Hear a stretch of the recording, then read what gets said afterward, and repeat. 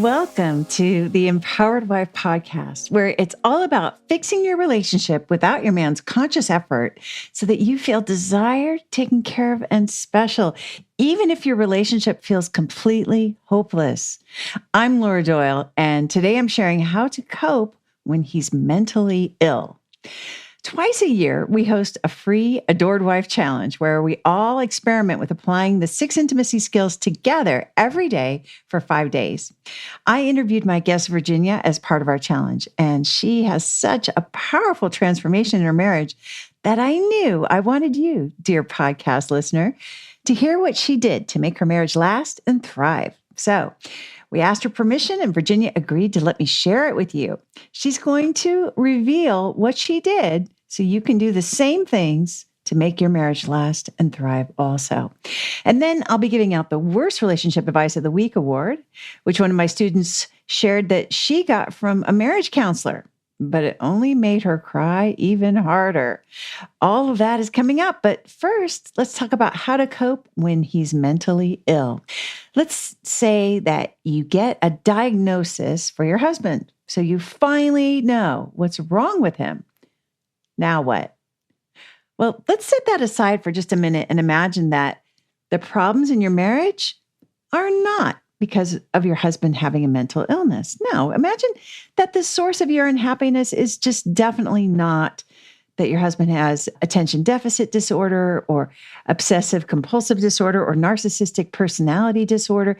Let's say him being passive aggressive or bipolar or exhibiting adolescent syndrome is not what keeps you sleeping in separate rooms or has every conversation turn into an argument.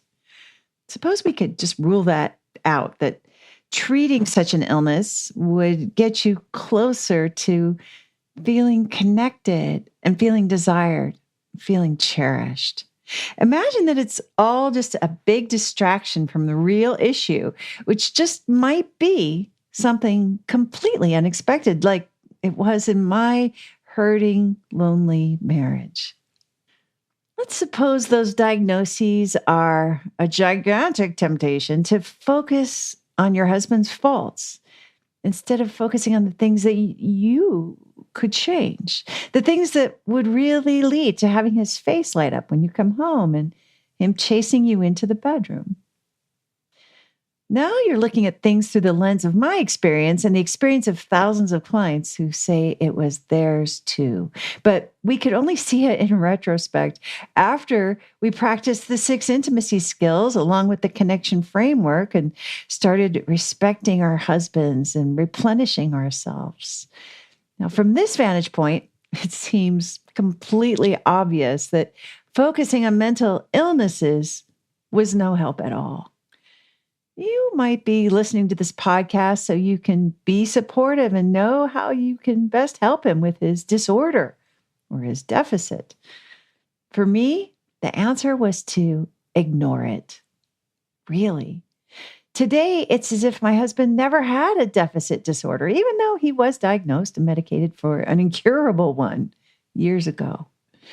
Having a diagnosis from the Diagnostic and Statistical Manual for your husband puts you in a club that I'm pretty sure you don't want to be in, the Disappointed Wives Society. You might think that's because they married men with crippling mental defects. It's possible. That's certainly one perspective. Here's what I do know for sure. Of the thousands of women who have come to our campus for help with their relationships, many have a diagnosis for their husbands. So this is something that unhappily married women seem to have in common. Sometimes she read about a condition somewhere, or she took a quiz online on his behalf, or took him to a professional for a diagnosis. Sometimes a wife will ask me if the 6 intimacy skills will still work for her because her husband is mentally ill. And then she will add that he also came from a dysfunctional family, which is another kind of diagnosis, right? If you find yourself talking about your husband in similar terms and it hasn't gotten you the results you were hoping for, here's the next possibility to consider if you're willing. I invite you to focus on your husband's mental wellness. his mental wellness. Maybe he's got grit. Maybe he's thoughtful. Focus on his generosity, his strength, his humor, his confidence, his reliability. I know it may sound ridiculous when there's a huge elephant in the room that he's mentally sick, and you have tons of evidence for it. But on the other hand, what you focus on increases, including deficits and disorders. Even if he does have every symptom of attention deficit disorder or obsessive compulsive disorder in the diagnostic and statistical manual, affirming that about him won't lead you to a happier marriage, in my experience. In fact, affirming that someone has a disorder or a deficit is a criticism. And nobody ever got happier from criticizing her husband. So focusing on the idea that your husband is mentally ill, it's making you both feel worse. Another reason to re-examine your perspective is to find out if it's serving you to affirm that your husband has a mental illness. Are those the glasses you want to see him through? My story about my husband's mental illness was my justification about why I was so unhappy in my marriage. As in, of course, we're having problems. He's got attention deficit disorder. Duh. Unable to find a way out of my morass, I found a story that relieved me of accountability. But the story I came up with has a broken down husband and a miserable wife in it. And that's not the fairy tale romance I dreamed of when I was a little girl. And while the story suited our circumstances as I saw them at the time, it didn't come close to matching my desires. What if I have a diagnosis for my husband? He's taking medicine for it already, you might be wondering. Well, only you know for sure what fits for you. But what if my husband's diagnosis is real? What if it's the truth, you might be asking? It could be. But whatever his shortcomings and ailments, they are not your shortcomings and ailments, and therefore they're not within your power to control. Does it serve either one of you if the woman who knows your husband best in the world asserts that he's mentally ill, deficient, or disordered?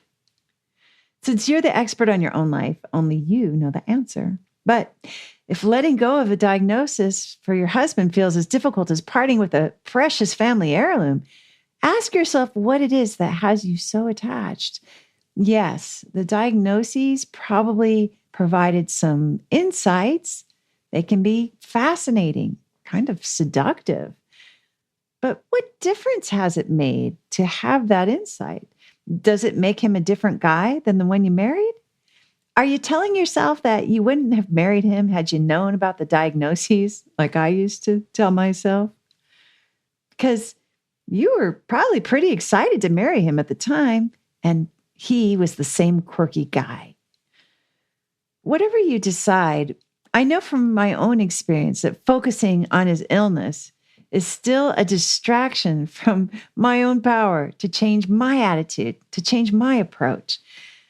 You know, every second that we spend discussing his defects is another second of your life that's going by, that you're missing, just as I was missing my life while I was focused on making sure my husband got his prescription for his deficit disorder. Consider the possibility that his mental illness is simply not your concern. Ask yourself how you've benefited from carrying around your husband's diagnosis. If you're not finding it helpful in terms of making you happier or more connected as a couple, consider throwing it out like a pair of shoes that never fit very well to begin with. You married a man who's not perfect, but he just might be perfect for you. If what you want is to enjoy that feeling of excitement and passion and connection, like the partners in crime you were when you were falling in love, consider dropping the diagnosis. If you're worried that your husband may always be disorganized and messy or uncomfortable at parties or selfish or never be a good listener or never get along with your sister, well, I have great news. Those situations will get better in my experience as you get better at being respectful, starting with giving up this particular criticism of him. Instead of brooding about what's wrong with your husband, which, let's face it, is not a great pastime, you could spend your energy making yourself happy. That's where the changes come in. And they are big changes, big improvements. Focus on being respectful. There's no respectful way to tell someone they're narcissistic or to even think it to yourself. Here are the kinds of transformations I see when a wife changes her perspectives. The formerly emotionally unavailable husband seems much more available and interested in his wife because he no longer has to validate his own self-worth in light of all the criticism he's hearing about himself. The formerly bipolar husband seems a lot calmer and more level when he's feeling appreciated and sees that his wife thinks he's capable and smart. A husband with post-traumatic stress disorder from his time in the service, who always seemed angry, responds with tenderness and starts sleeping better. In other words, love really does heal. And knowing how to nurture love in your own home can go a long way towards making it a playful, passionate one. If you'd like to be my guest on the Empowered Wife podcast and share about how you fixed a struggling relationship using the 6 intimacy skills, I would love to interview you. Just go to lauradoyle.org/podcast-guest to let me know that you are willing to make a big contribution to ending world divorce by telling your relationship story. I look forward to meeting you. That's lauradoyle.org/podcast-guest. Great to have you, Virginia. Thank you so much. Hi. So I want to hear your whole story. So take us back to the bad old days. Let's start with that. What was happening in your marriage before you knew what you know now? My husband and I met when we were 18 and we came to Singapore. We settled down and then we get married. And all the while, my husband loved me very much. And until 5 years ago, things started to change. He became more stressed with work and he started to become more moody. And he even told me that he was not attracted to me. And last 2-3 years, things just went from bad to worse. And he's avoiding me. He became more distant. And he even told me that he's no longer feel any love between us. And he don't feel that any passion in our relationship. And he even said that he has never loved me. And I was like, how could that be? You love me so much. We were so much in love, and that's how we get together.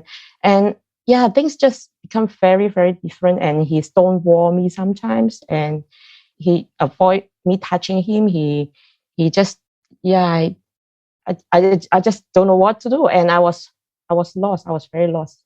Yeah. And he told me that, marriage it doesn't work. More than 50% of marriages end in divorce, and there's no point in marriage.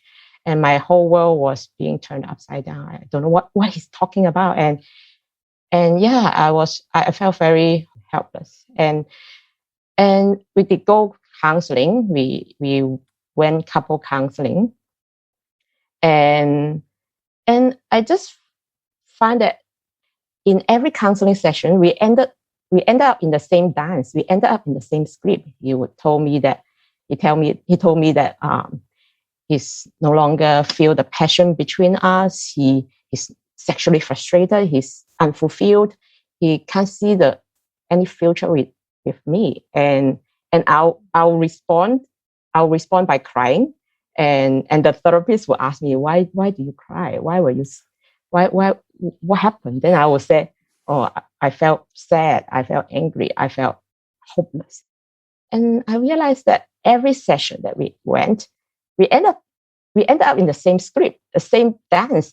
And I was like, hang on, what's going on here? Why did we keep doing the same thing over and over again in the counseling session? I was like, that's enough. I don't want to do that anymore. That's crazy. There's no point. We are back to square one. So I made up my mind. I said, I'm going to listen. If he's going to say the same thing, I know what he's going to say. I'm going to listen. I'm not going to cry. I'm not going to react. I'm going to listen. And in one of the couple sessions last year, end of last year, maybe around December, he told me that, he wanted me to be more needy in our relationship, in our bedroom. And I was like, what is needy? And then he specified he want me to be needy but not clingy. I was like, what is that? I don't understand. So and the therapist, he's a very good guy, but he's non-prescriptive. So he didn't tell me what it means. So I was like, what's that? So I Google and search, what is neediness? Does men want neediness? And most of the website that I come across, they talk about neediness in a negative light. And until I bump into your books, I found your books on the internet, and The Empowered Wife and The Surrendered Wife. And I downloaded it from Amazon, and I started to read. And when I read your book, it started to make sense to me what neediness is surrendering. And I was like, yes, I found my answer. I know what to do. And I was very desperate because I ran out of wits. So I searched for you online. I looked for your website, and then I found that there was counseling. And I signed up for the coaching, actually. I joined the coaching, but I was put on the waiting list. So then one fine day, maybe sometime near December, end of December, I received an email inviting me to join the Adore Wife Challenge in January. So I signed up immediately, and I joined the challenge, the same challenge like what we are having now. And all of a sudden, I was open to a whole new world. I saw a lot of women walking the same path like me, having same relationship problems, just like me. And before that, I didn't realize that there are people with this kind of marriage problem. I thought I was the only one suffering. I thought I was the only one in this journey. And I don't have many friends to talk to about these issues. And yeah, when I come to your challenge, I was like, wow, I finally, I don't feel alone. And that meant so much to me, because I know that now I'm not suffering anymore. I have people around me who understand me. So I joined the RHW program after the challenge. And I joined the Facebook group. I attended some coaching together. And the skills, the intimacy skills, I start to practice and become more consistent with those skills. And it just make my marriage so much happier these days. Yeah, we had more connection. My husband enjoy my touch now. Oh. And intimacy is restored. And yeah, there's just so much joy in the relationship now. And I hardly hear him talking about how endless or how hopeless our marriage is anymore. Yeah. He doesn't say those kinds of things anymore. So, and this is just since January, or December of this year. So only eight or so months. Yeah. 9 months, maybe. Yes. So what did you first start doing differently than what you'd been doing when you started practicing intimacy skills with the connection framework? I think the emotional turmoil, because we used to get fight and and disagreement, and when it happened, I cry. That's my automatic response. I cry, and my husband felt that he's not helping, he's useless because he couldn't make me happy, and I just become so emotional. I withdrew as well, and I didn't speak, and sometimes I just felt very angry, and I was just like a monster. And now I learned to be more sensitive towards my feeling. I learned to recognize my feelings. So when I feel that the next is coming, the emotional upset is coming, I remind myself, maybe it's time for some self-care. How about I went for cycling? And I felt that once I left and I did something for myself, I felt better. So, and I come back and become a better person. And when I'm upset, sometimes I told myself that it's okay. I feel angry. It's okay. Let it be. It will go away. So, and I try to duct tape and not to react too quickly. And it helps to slow down the process and give me more space to know what is going on rather than get engaged in the heated moments. So the emotional safety, I realize how important it is. And when I become less emotional and when I become more cool, I created that emotional safety that is needed. And when that happened, I felt that my husband also feels safer. So we are able to bond and we become more intimate as a result. Yeah. Wow, you described that just so beautifully. So you're taking care of Virginia. You're like, oh, maybe you need some self-care. You go for a bike ride, you go cycling.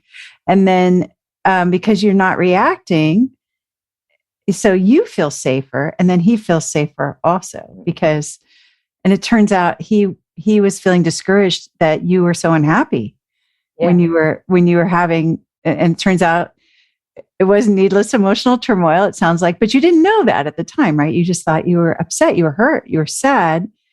You didn't know how to stop it before. And now you have this power to stop this reaction. Yes. That must feel like a superpower. It is.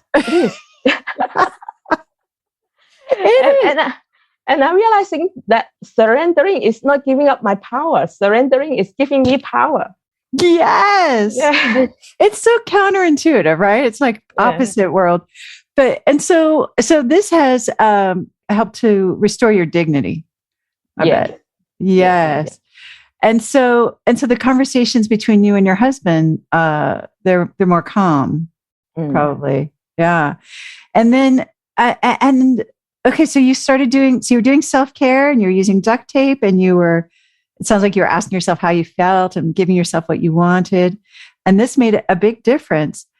What else? What other skills did you bring to your marriage that changed things for you? Yes. And when I'm more calm, I become more ready to listen. So I don't use I hear you so often, but instead of saying I hear you, I nod and I listen and I just keep my mouth shut to give advice. And yet yesterday, my husband told me, I couldn't imagine how life would be if I am with another woman. I suppose another woman must be telling me what to do, giving me advice, instructions, but you are different. You are listening. You are willing to listen. And when that happens, he is able to tell me more what his inner thoughts are. I used to be very scared of what is inside his head because he keep on telling me how marriage doesn't work, how hopeless our marriage is. I used to be very scared when he opened his mouth. But now I'm not scared anymore. I know that when he expresses those frustrations, once I'm ready to listen, he's willing to tell me more. And when he's willing to tell me more, he feel more relieved. And at the same time, I also feel more relieved because there is more understanding. Yeah. So that must have been terrifying at first, though. Must have been very scary because you were saying you were afraid he was going to say, like, we should get divorced, basically, right? Yeah. So how did you find the courage to just listen? Lots of practices. And we share the experiences in the Facebook groups and I learned from many other women. I'm really thankful to all of them for being so open to share their private lives and their inner thoughts and their feelings. And I realized that, my husband was not strange. Actually, a lot of men reacted that way. And there is a reason why they reacted in such a manner. And I don't feel scared anymore. I just feel that it's normal. So it's okay. Yeah. So you have become more confident. Yes. You're more confident about Virginia, it sounds like. I am. Yeah. And that has impacted your marriage and made you more confident about your marriage. Mm-hmm. And what about, and you have 2 children as well. Yes, I do. Right. Yeah. How has this affected your children? I find that there is more peace at home now, and I have more time to spend with them because previously when our marriage was in trouble, I cried a lot and I was in my room doing a lot of reading, trying to find out what's wrong with my husband. I didn't spend enough time with them. And now with all the skills that I have, I become more relaxed and I am slower to react. So I am able to be a better me, and can spend more time with them. And we spend more time playing together, watching movie together, going out together. And I also try to use the skills with them. And it's not easy. It's not easy with the children, but yeah, I'm learning every day. Yes. How old are your children? They are 12 and 14. Okay. So what skills do you use on them? Or you should say on them, with them? I try to relinquish control, but it's not easy. Oh, yeah, yes, no. But I hear you is a good one. I hear you is a good one. Yeah. And there are certain things when they're 12 or 14 that they can do that they couldn't do when they were 2 and 4, right? So there's things to okay. No, I love that, Virginia. You must have felt like $1 million when he said, I can't imagine being married to another woman. That is so the opposite of what he was saying a few months ago. It kind of sounds like a miracle. It is. It feels like I'm so happy. Oh, and he stayed in front of my son. Oh, he did. Oh my gosh. So your son is really getting good role modeling of what a good marriage looks like, it sounds like. Yes. I love that. So what is your tip for a woman who's listening? Maybe one of the adorables is thinking, my husband has said he doesn't love me. He doesn't have feelings like that for me. He never loved me. And she wants to know what she should do to have the kind of marriage that you have now, where he says, I can't imagine being married to anyone but you. What should she do?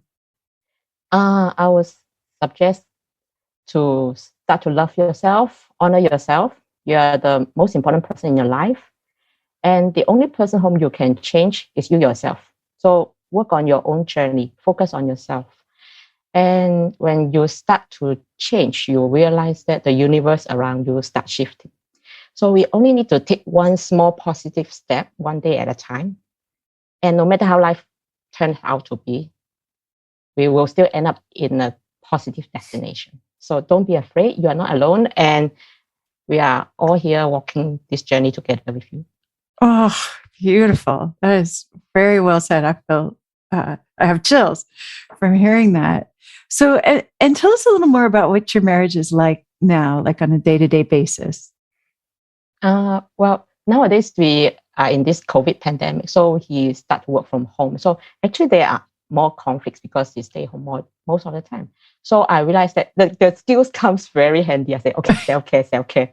Let me get out and do my own self-care. Don't stay together. And I mind my own business. I stay on my own paper. I think that's very important. I don't cross onto his paper, and I just do what I need to do for myself.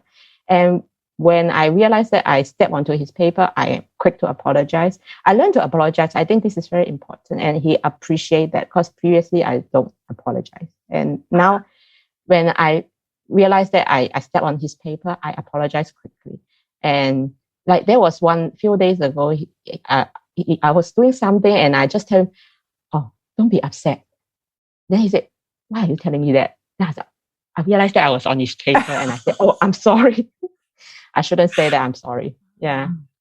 You know what? And that sounds so innocent. I think most women would think, all I said was don't be upset. Like, what did I do? And yet you could tell from the look on your husband's face that you got the immediate feedback like, oh, you're on my paper and you don't want to be on his paper anymore. It sounds like, yeah. That's great accountability. It sounds like you run a pretty tight ship with practicing the skills at your house, because that sounds like a pretty minor infraction. What about him? Does he tell you he loves you now? Or yes, he tell me much more often that he loves me. Last time I used to ask him, like beg him to say I love you. Like I remember there was once we were hugging before we sleep, and I was trying to create a conversation and say I love you, and then he just responded, "Can we just hug?" And now without me prompting, he will say I love you, and life is just so much different these days. Wow. And so you feel that he's attracted to you. You feel he does love you. He's always loved you. He's always loved me. I feel guilty that I have never expressed enough gratitude towards what he did to me. And one of your skills talk about receiving. I think I didn't know how to receive back then. And And I don't know what receiving means. Even my therapist told me how to receive. I thought receive is just receiving help, but actually receive is receiving in all areas of life. And your book has very clearly tell me what to do. I'm looking for the right answer. I got the answer finally. That is great. Well, what would you do if you could go back and talk to Virginia from before and you could tell her what you know now? What would you say to her? There are so many things I'll tell her. But I'll tell her to love myself, to honor myself, and to learn to let go. Don't be afraid. Have faith in your husband. Trust him. Have faith over fear. Life is okay. Life doesn't need to go the way I want, and it is still okay. Beautiful. That sounds like surrender right there, for sure. Beautiful. Well, congratulations on making your marriage so strong, making it last, taking it from, it sounds like a very painful place, very lonely place, to a scary place, to making it sounds like a source of strength for you now. Yes. It's a source of strength. It becomes a pillar in the family. It holds the family together. Yes, it holds the family together. So, and you single-handedly did this, right? The counseling wasn't doing it. It's not something your husband did. It's what you did, Virginia, that transformed your whole family. Yes. Thank you. You're welcome. Congratulations. Yeah. It's a big accomplishment. I feel like I really need to get awards to hand out to wives who save their marriages, right? Because it's not something, like an Academy Award, we can go on stage and get but it's a big accomplishment. And I admire you very much for all that you've accomplished. Thank you, Laura, and all the coaches and all the members in the group. I mean, I couldn't have done it without all of you. Yeah. You are also inspiring. Yeah. Well, I appreciate you. I just really hear you standing for all the other members too, and the ones that are yet to join us that are maybe wondering if this will work for them. And that means a lot. So you are a beacon of hope for what's possible. Yeah. Thank you so much. Yeah. Thank you so much, Virginia. If you'd like to be my guest on the Empowered Wife podcast and share about how you fixed a struggling relationship using the 6 intimacy skills, I would love to interview you. Just go to lauradoyle.org/podcast-guest to let me know that you are willing to make a big contribution to ending world divorce by telling your relationship story. I look forward to meeting you. That's lauradoyle.org/podcast-guest. And now it's time for the Worst Relationship Advice of the Week award. It's the worst relationship advice of the worst relationship advice. Yeah, it's the worst relationship advice of the worst relationship advice of the week. And the advice that I find most unsavory this week came to me via a coach training student who shared about dragging her husband to marriage counseling and how that didn't work for them at all. Because one of the things the counselor instructed her to do was to, quote, get it all out by making a list of everything negative about her husband. And by the end of the week, she was miserable, sobbing, and thinking, I just can't do this anymore. So let's take a moment to just say, whoo, that is some putrid advice right there. I mean, imagine doing that with anything in life. Imagine you made a list of all the negatives about your house or your job or your kids or your health.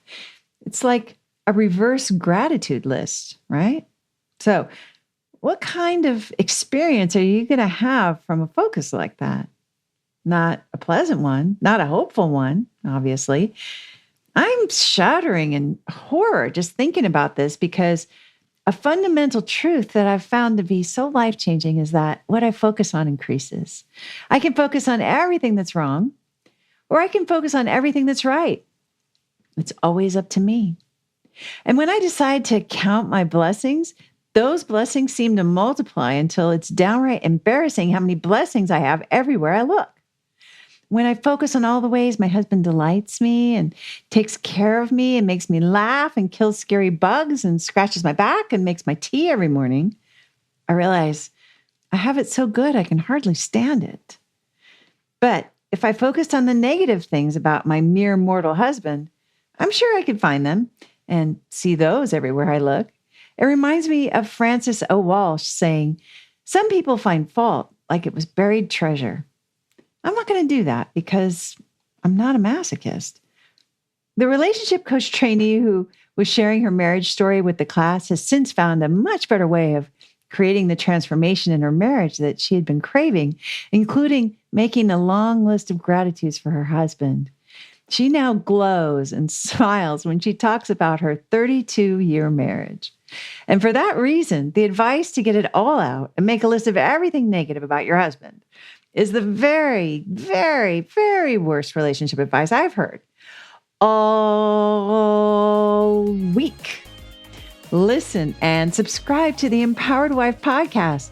And hey, if you're one of the hundreds of women who found this podcast valuable and you wrote a review on iTunes, I want to thank you. I'm so happy you did that. When you leave an anonymous rating and review, iTunes pays attention to that and they push the podcast out to other women who wouldn't have heard about it otherwise. So if you left a review on Stitcher or Amazon, I really appreciate that too. The more, the better. Thanks for contributing to the mission to end world divorce with your reviews and your ratings. I'm so grateful. On next week's podcast, I'll share the magic of telling your marriage story. And in the meantime, I hope you're having lots of fun. Today's fun fact is that if napping is wrong, then I want to be wrong.